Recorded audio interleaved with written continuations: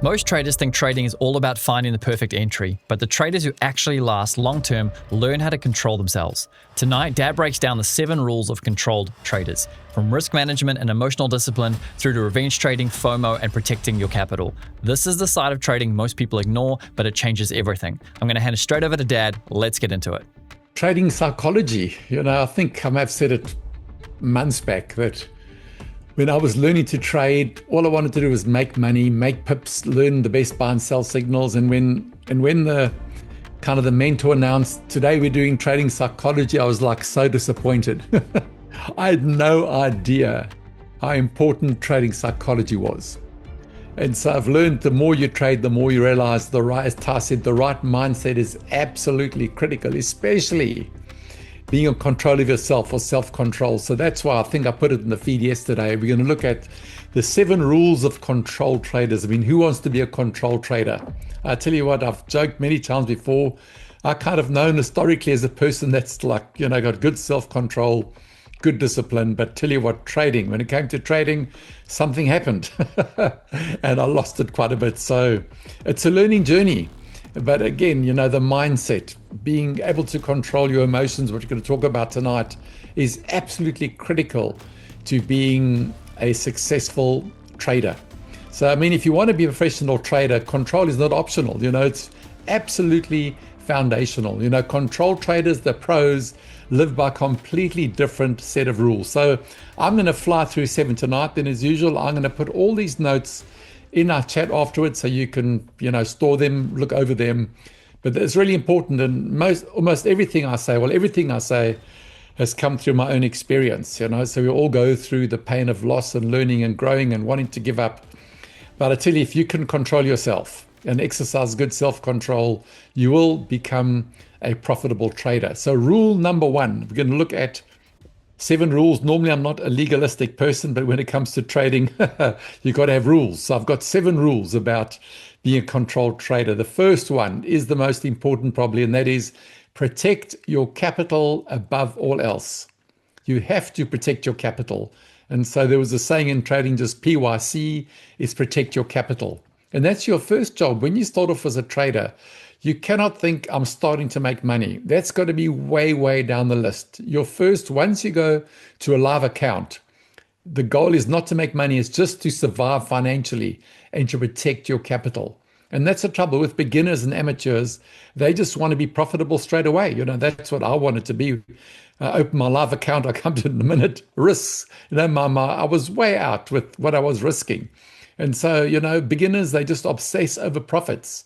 But I tell you, the pros, they obsess over protecting their capital. Once your capital goes, opportunity goes, So when you run out of capital, there's just no more trading. So that's why the golden rule is you have to be able to control yourself and control your capital. I mean, there's no comebacks. Once your capital's gone, you can't trade anymore. And so there's a saying in trading that the trader who protects his downside earns the right to participate in the upside. And so that's a key thing to remember. So that was rule number 1, protect your capital above all else. Number 2, this is also vital about control, is predefine risk before every trade.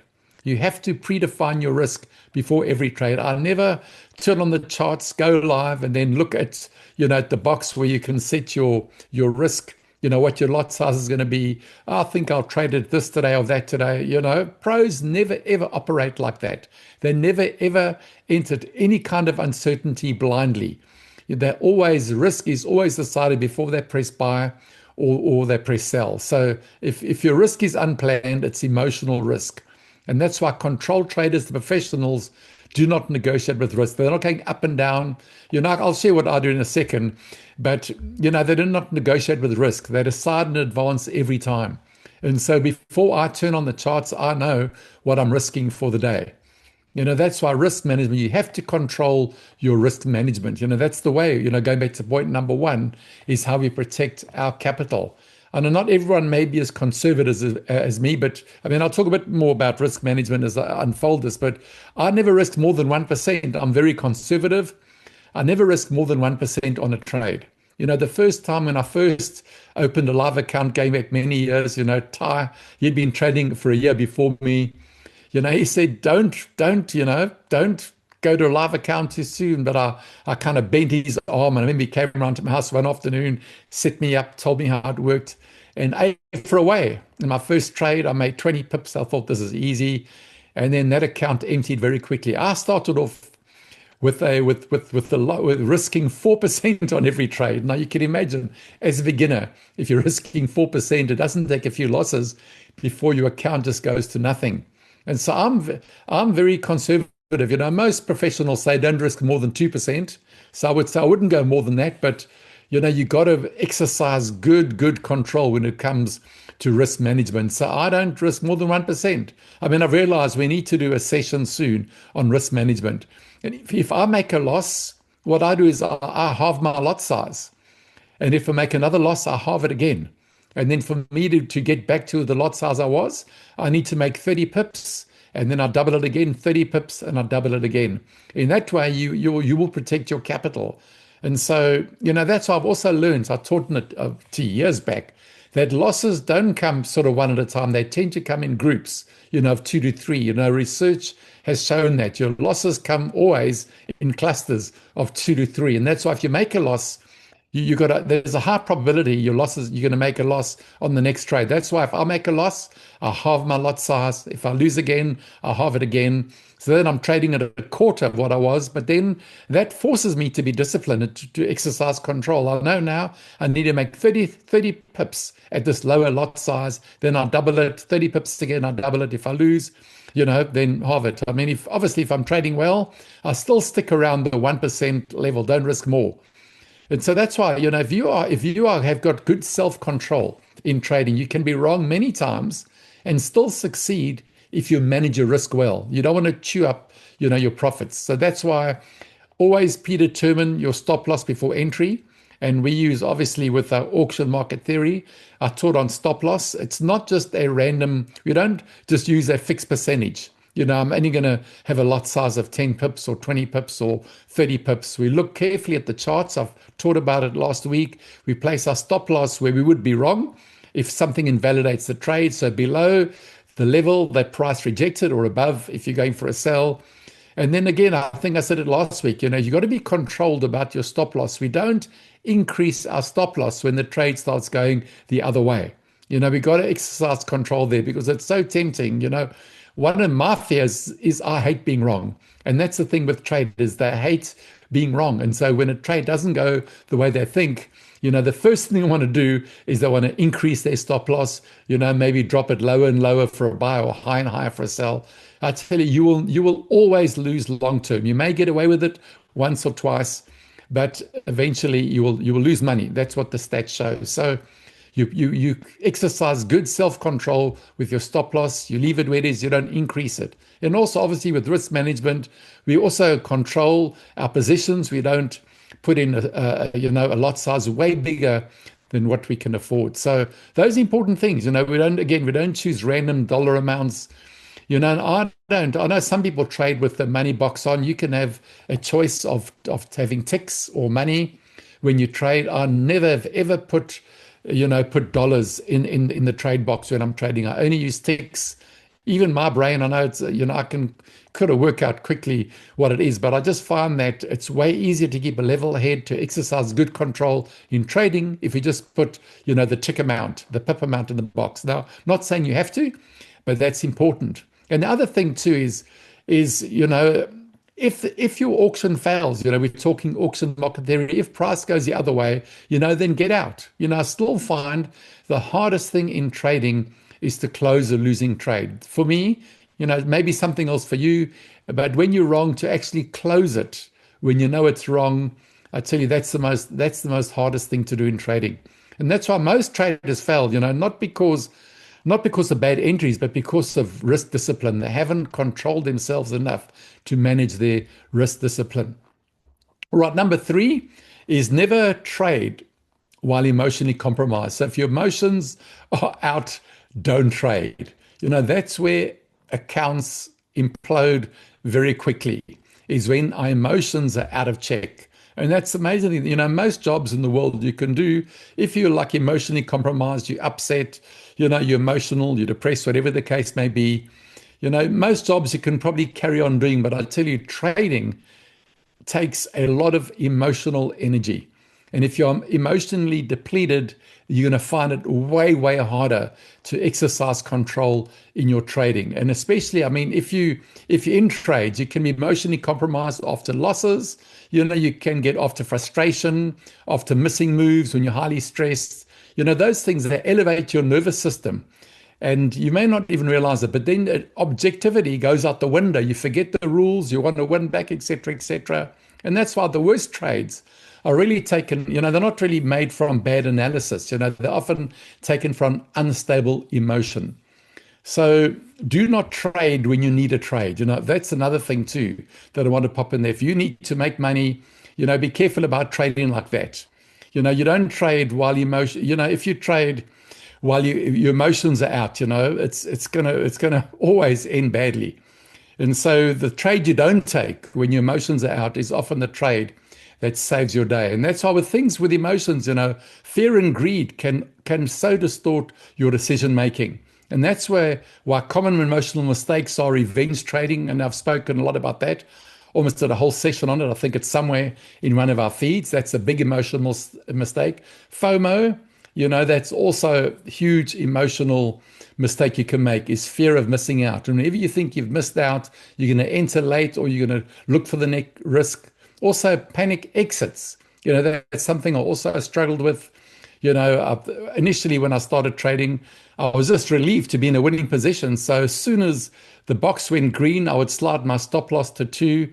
And I didn't know how many times I got stopped out, for 2 pips. Again and again, it sometimes looked like I had a high win rate, but they were just like, clusters of 2 pips at a time. So panic exits. Once you enter a trade, trust your decision making. We've got our white candle, to move the stop. And so you never need to move the stop. I often have to remind myself the trade takes off. I'm thinking, should I move my stop loss? 90% of the time or more, if you follow the white candle, you can exercise control, wait for the white candle to appear, and then you can move your stop into profit. There's no need to panic. So I've learned that when I press buy or sell, I exercise that control. It starts running. I'm not going to panic. I wait for the white candle to appear. And when the white candle appears, then I begin to move my stop. So also taking profits too early too. Sometimes I can still be guilty of that. But that can be an emotional decision. You had an 80 pip target, you're up 60, you just want to take the money. Let the trade run, let your winners run. That's how the professional traders trade. They control the emotions enough to let their winners run. I mean, the other thing too, the other emotional thing to watch is overconfidence over wins. Most people, they say more people blow accounts, through a lot of wins than through a few losses. So you got to learn to stay emotionally neutral. One trade means nothing, whether it's a loss or a win. Probabilities always are better than outcomes. We look at the probabilities of the trade, and execution matters more than ego. So those things are all important. So the goal is not emotion, not no emotion. It's simply to control your emotions, to have that control. We don't want to trade like robots. I mean, I love trading. Who doesn't like winning? Losses can be bad. So you got to love what you're doing too. So you got to be, in a sense, emotionally invested in trading. It's got to be something that brings you joy. I love it. There's nothing better. The joy I get is not the money I make, but the joy I get, I love beating the market. I love reading a trade. I love working out where price is going to reverse, go the other way, or where price is going to continue. Those are emotional. That joy is good. So that kind of emotion is valid, but it's keeping the other things in check. So rule number 4. So I always say tonight's not going to be long, but you never know, I always end up waffling a lot. So the thing is one is about losses. Rule number 4 is accept losses quickly and completely, and then you got to learn to move on after that. Losses are always part of trading. Every single trader will make losses. There's no doubt about it. And I learned early, one of our early mentors said, it's not my own quote, simply see a loss as a business expense. That's it. And I tell you, that is always stuck with me. So I do take losses like we all do. You can't be right all the time, but I always remind myself it's simply a business expense. It's part of investing in your business.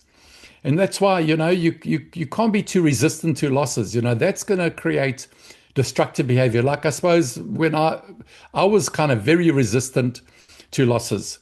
And that's why I would move my stop loss way too early and get stopped out for 2 pips.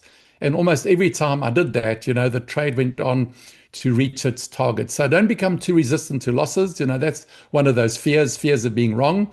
It's going to lead to destructive behavior.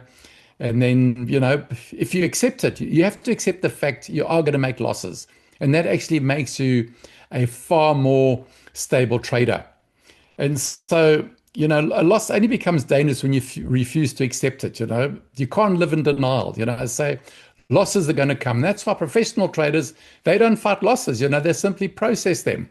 That's what I do. If I make a loss, I do reflect over it. I don't beat myself up. I look back.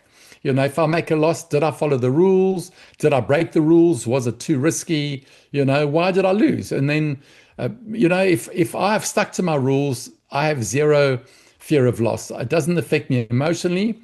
I stuck to the rules. There's that saying in trading. I don't know if I made it up, but you never know what the next candle is going to do. You can follow the rules 100%, but, war could break out. Something could happen on the other side of the world, and suddenly there's a big wick that goes the wrong way and stops you out. There's no 100% certainty in trading. There's no indicator.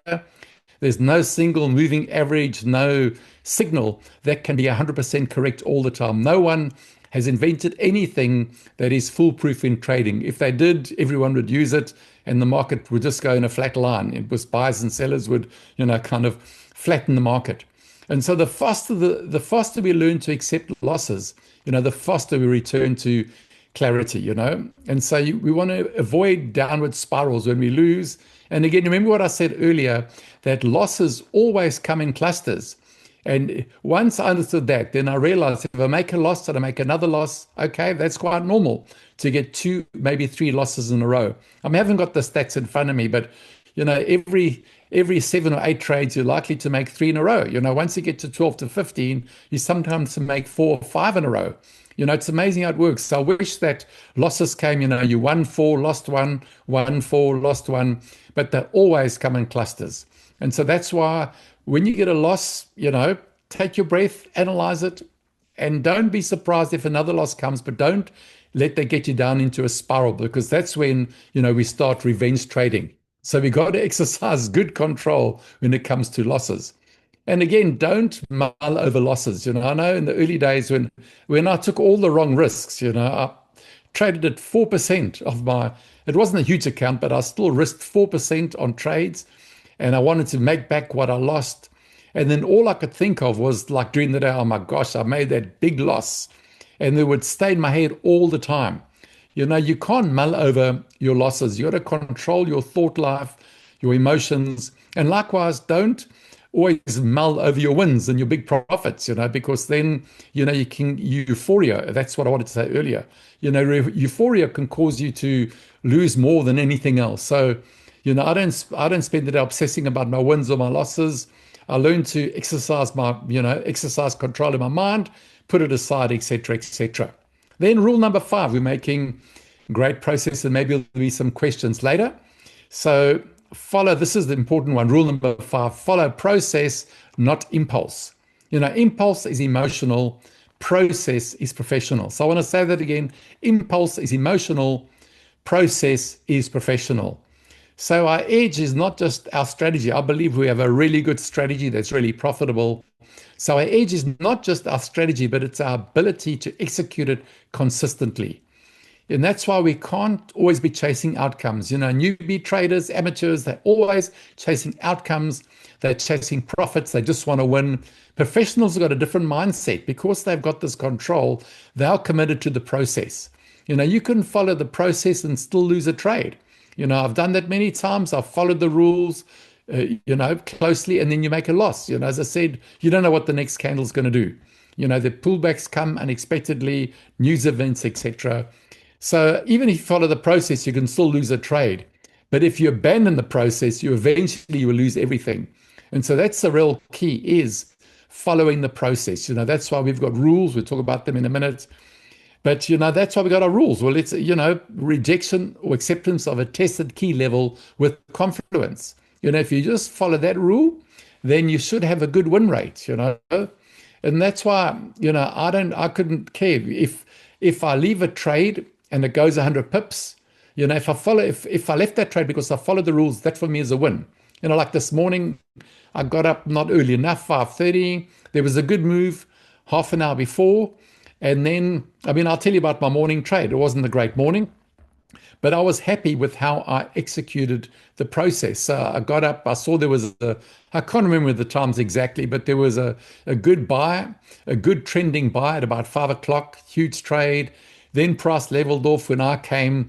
Price had hit the overbought band on the M1, and then price began to move down. But, on the M1 chart, it had only rejected the overbought, which is significant. But on the M3 chart, there was no confluence. There was no level that price had rejected. So there was nothing that made me into that trade. And then I just watched the trade go down, down, down.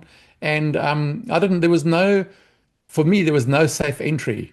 And almost every 10 to 15 pips, there was a reason where the price could have reversed and gone back up. So I was waiting patiently for price to reject a level, then move back up with the trend, which was a bullish trend. And it kept dropping and dropping, and eventually it dropped over 100 pips.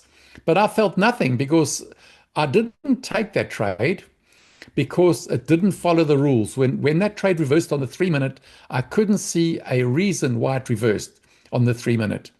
So I followed the rules, and so I had zero FOMO. I didn't feel, oh my gosh, I left 100 pips. I thought, no, I followed the rules. Then my plan was to enter of a rejection of a key level. So price came down, came down to a key level, and there were multiple levels that it was testing and rejecting on the 1 and the 3. And so I pressed buy. I entered a trade, put my stop loss in place, my target. It wasn't a big target. I think the target was the upper volume band, was about a 40 pip trade. And the trade, took off. When it got to 15 pips, I put my stop loss to +2 because there were things in the way. I knew it may be a bit of a jumpy trade, so it could come back. And then, of course, it reversed and stopped me out for +2. And then within a candle or two, a 3-minute buy signal came. I'll tell you, if that was me a few years ago, I would have pressed buy immediately because I would have been frustrated from seeing a 100 pip bearish move and not being able to enter it, and then entering, correctly from a rejection of a tested key level, then getting stopped out for 2. My frustration would have made me take the 3-minute buy signal. But I knew, no, I need breathing space. I didn't get it right, although I didn't make a loss. +2 is virtually nothing. So I didn't take the buy signal because it was too close. I needed to process the last trade. And just as well, I didn't, because although it looked like it was going to move, it pulled back. And on that trade, I think it would have needed about a 26 pip stop loss, and it would have stopped me out. And that would have been a really bad morning. So it was only 2 pips this morning. Those kind of mornings happened, but I felt incredibly satisfied because I followed the process to the letter of the law. I didn't take the bearish move because it broke the rules, and I took the bullish move because there was enough of the rules. It didn't work out. That's okay. I walked away. And remember, if you miss the bus, there's always going to be another bus. So tomorrow morning's another morning. So that's how my morning went. But as again, I didn't feel like I missed out on 100 pip sell. I followed the process. And so for me, the money I make from trading is way at the bottom of the list. It's, did I follow the process? Did I have the self-control to stick to the rules? Many traders, they sabotage themselves because they constantly, they're changing systems, they're changing rules mid-trade, they're changing time frames all the time, and that's why we've got strict, we talked about swing trading, of course, but we got some strict for the basic, scalping, a 1-minute chart, 3-minute chart. We've set those things in place to help you with self-control and discipline. That strategy works. Having the 1 and the 3 and the upgrade that's coming is going to make it easier. But you can't chop and change different time frames, changing rules mid-trade. You got to exercise that kind of control. And so one day you may take the A plus setups, the next day a random trade. So I'm always careful. I don't take trades in the middle of nowhere. I'm controlled enough not to do late entries. I have no FOMO. Trades take off. Late entries never work. That is the kind of control, that is needed. You got to keep on following the process. And so that's what consistency is. We follow the same process, same execution, same risk, same kind of review process. That's how we develop consistency. Sometimes a good trade can lose. Like to me, my trade was valid this morning. Okay, I didn't lose, I made 2 pips. But sometimes a good trade can lose, and often a bad trade can win. And I get no satisfaction. I mean, I hardly ever break the rules, but I know sometimes I have and I've won, but I feel hollow because I know I shouldn't have taken it. It was just luck. And if I did that again, I would probably I'd probably lose. And that's what the pros do. Pros always ask themselves, did I follow the rules? Was it aligned with the edge, like the strategy, say we've got have? Or did I control my risk? Did I execute it correctly? Was I on time? Those are the kind of things that make us good traders when you exercise that kind of control. That's why beginners, new traders, amateurs, they're only focused on their profit and loss. They just want to know how much money they make. Now, I was like that, but I realize now it's all about the process. And that's why long-term success from trading comes from following a process, not single outcomes. So that's my encouragement with rule number 5 is really, stick to the process, stick to it rigidly, and that's going to make you a professional trader. So not on impulse. Then number 6, getting at the end of the list. This is very important, is you got to limit your exposure to the charts, and that preserves objectivity. So if you're constantly watching the charts, it eventually distorts perception. You can't keep looking at charts all the time, and it can often manufacture urgency when none exists. So if you never step away from the market, you slowly lose the ability to see clearly what the market is doing. So having a break, is not weakness. It's what's called psychological maintenance. So it's good to create space. Addicted traders just get completely immersed. I don't know, when you are a beginner trader, I was like that. I would immerse myself in the morning, in the evening. I'd get up sometimes for the New York Open. Then I wanted to be sure I was there for the London Open. But I was over trading. You also can't have too many charts open. The more I trade, the more I realize less is more. We may do a session on this sometimes. Find one instrument you're confident with. Find the time frame. We kind of set that up for you that you're confident with. Also trade at the same time. This morning, for example, I took the buy. It was around, 7:30, and sometimes there's a huge move up. So that gave me a bit of confidence. This could take off. It didn't work out, but I know roughly what the market's going to do. I mainly trade the Dow and the NAS. But you can't have too many charts open. I remember going back a few years, I split my main screen in 2 and my monitor in 2, and I had gold and the Nikkei on my monitor, the Dow and the NAS all on the 3-minute. And wow, I mean, once I clicked buy 4 times, there's a move and I pulled it off. I mean, I don't know how many hundreds of pips I got. I made a whack. But I mean, it was risky. It could have gone the other way. You can't possibly manage 4 trades. I used to, and I still may do it. I sometimes would trade, the Dow and the NAS at the same time, but I'm the more I trade, the less I do that. Now, you can get fatigued if you're trying to look at 4 different instruments, 4 currency pairs. Eventually, you can get fatigued, and that's why we got to control ourselves to limit. Less is always more. Eventually, you'll get chart fatigue. You won't see the wood for the trees. And so I look in the morning. I get up. I like, it's just my own preference. I like the Dow and the Nasdaq, and so I look at both, and then I choose one of them, and I work out which one looks like it's most likely to reach targets, which one's got some good key levels in play that can give me some good entries or exits. And then I choose one. And then I just look at that one. Like this morning, I looked for 2 hours. I came away with 2 pips, but those mornings happen, but again, I stuck to the process. And so also, you'll just end up getting fatigued if you're looking at too much. So You got to limit exposure, and you got to know when to and know when to walk away. And so you also, so what I do is I trade most Saturday mornings. I know it's not always good, for people in families, but for my age and my commitments, it's a great time. I love to trade. But then once I finish trading, I do some processing, looking over my wins and losses in the week. But then I take a complete 2-day break after that. I don't, so one Saturday morning's over, switch off the charts, switch off my computer or for trading, and then I walk away. I take a full 2 days break. I exercise that control. And now you can still trade Bitcoin. But look, if that's all you can do on Saturday, if that's your window, that's great. But you need to take a break. So I take a complete 48-hour break for at least 48 hours, obviously Sunday and Monday. Then late Monday afternoon is when I look at the charts. I look at mainly the Dow and the NASDAQ, and I look at them, and see what price is doing. And I check my trend lines. I check my setups correct. So when I get up on Tuesday morning, I don't have to spend time first thing in the morning, trying to do trend lines. I mean, I obviously look at the 4-hour always, sometimes the daily, but it's good to take a break, and it's good to also, if you got good control in trading, also have a look, and do a bit of some feedback about your trading, what trades worked, what failed, how your emotions worked through them, etc., what the market conditions were like. It's always good to have some, to do some self-feedback.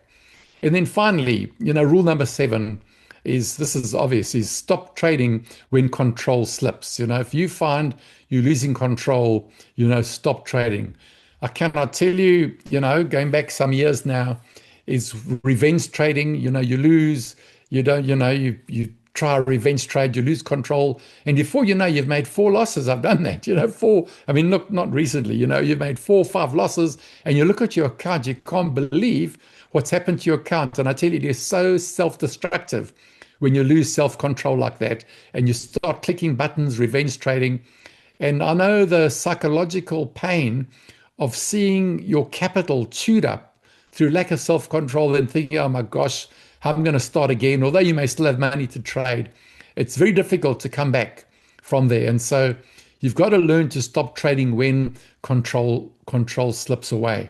And so control traders are always self-aware. They recognize the early warning signs. If you're getting frustration or sudden urgency, or you feel you want to oversize your position, bending the rules, desire to win it back, you got to recognize those things, And that's why I learn to stop. Learn to stop when control slips. And that's why, I mean, if you do, I only take, aim for 2 trades a day maximum, 1 or 2. And I find that also helps being controlled like that. If your mindset is, I'm going to take 5 or 6 trades. Now, look, maybe that's your style. I don't recommend it. You're going to look for iffy kind of entries all the time. If you're looking to trade 5 trades, you're going to try this one, try that one. I just go for 1 or 2 trades a day. That's all I do.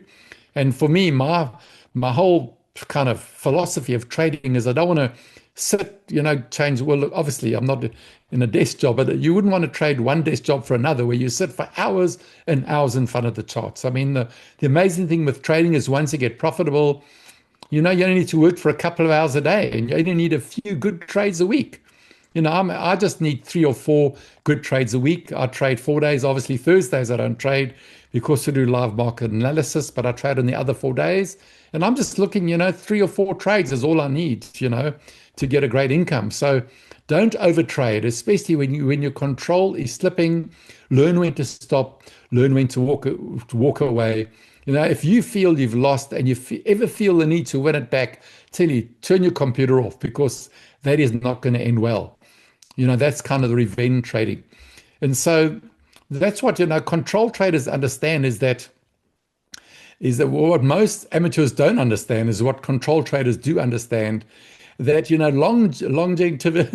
longevity in trading, it's not created by brilliance. It's simply created by discipline. If you can be disciplined, you can be in for the long haul. So, I mean, anyone can trade because conditions are easy, but control traders are defined by how they trade when the markets are not easy, And so control, it's really decision, you need to make that decision. I'm going to be a control trader. I'm not going to let my emotions, rule my trading, but I'm going to exercise good control. And if you can do that, I believe you will become a disciplined trader. But I know it does take time, but really follow the process, follow the rules. Before you start trading in the morning, remind yourself, what are the rules? That kind of control is so important. Again, it's rejection or a continuation of tested key levels with confluence.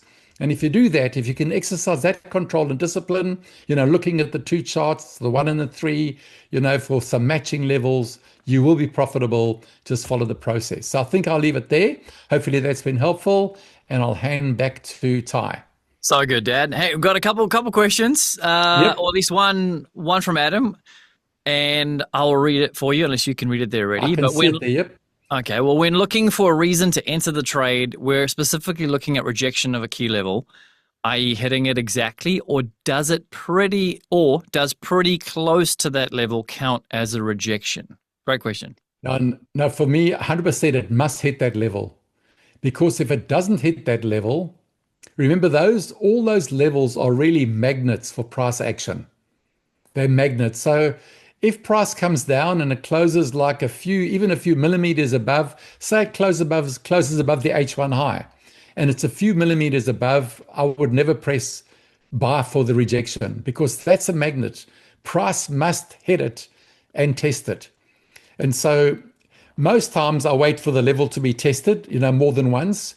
There are some times, I did show one example, is that when price hits it once, but then it's hitting also something on the 1 minute chart. So if it came down and the wick went through the H1 high, and at the same time it went through the prior day high or something on the M1 chart, and it's those kind of, sometimes I do take that risk, but then there are two levels of testing at the same time. But I never ever enter a trade if the wick has not gone through a level. So for me, that's not negotiable. Great question. And as well, taking it further, remember, rejection of a tested key level. So that the multi-touch is what's going to increase that probability as well. Yeah, and also testing also means looking left. So I always look left. So for example, if price comes down to the H1 high, and if you're looking back 20, 30 candles and it came down, hits it and rejected it, well, it has been rejected already. That means there are definitely buyers sitting on that level. And so that may not be necessary to have multiple touches if it's touched it to the left and it's rejected it. So always look left. That's what I do all the time, is what did price do when it previously came to that level? And that helps you to make a safer entry. So good. And then John was just commenting on saying that was a great story from this morning, Dad. Thanks for being open. It's very encouraging. Yeah. And that's the reality, guys. No one has perfect sessions back to back to back to back to back. That we're all human. As robotic as we'd like to be with trading, there's the reality of it's never perfect. So yeah, always love those stories, Dad. Nice and real. Any other questions, guys? Otherwise, we got a little bit of a shorter night tonight, but we've definitely got some big things coming. Aside from splitting the indicator into two, there is some other updates coming beyond that we're also working on. By we, I mean Dad. And then testing some very cool things to bring some updates to all sorts. Not giving away anything tonight, but as of next week Tuesday, you'll definitely be getting this fresh version with 1 and 2 split, which literally just means add it to the left, add it to the right, and you got one little thing to manually set, one date to set, and you're good to go. So it'll be a goodie. Aside from that, though, I don't see any questions coming. So that might be us for tonight. A little bit of a shorter one. I've got hours and hours of video editing to do still to get all this stuff up and rolling so we can get into our brand new student website portal. Angela says, thanks, Tim and Ty. Great session. Yep. Also wisdom shared as always. Appreciate you, Angela. Thank you for that. And I'll drop these notes in the chat in the next 5 minutes. Cool. Thanks, Dad. And I'll also put some, and whenever, guys, if you don't know this, whenever I put a video on YouTube, inside the video description, if you're watching this later, I always have a full type out as well of all the notes in there also. So that's it. Thanks, Robin. Awesome training. Thanks, Sherilyn. Thank you. Really valuable. Adam, thanks, Stevensons. Jeremy, thanks, guys. Appreciate you all. And we haven't set a date yet, but yes, we are definitely thinking about another in-person event. So don't worry, we'll give you guys loads of notice for that, but we are so keen. After once, a month and a half, 2 months goes by, it just feels like it's been too long. So already looking forward to the next one, but we are definitely working hard behind the scenes to make that event also special. So with that, that'll be us for this evening. Dad, thanks so much again for bringing a All ton good. of value. That is the stuff that the most successful traders will spend the time massaging in. So guys, get those 7 points, print them out, put them on the back of your toilet door for all I care, get it into your brain and become that disciplined trader with that self-control. So Dad, thank you. Team, Yep, thank all you. good. We'll see you in the chat and bright and early on Thursday Thursday morning for our live analysis. Yep. So with that, have an amazing night and rest of your week and we'll see you soon. Yep. Good night, All everyone. right. Good night, everyone.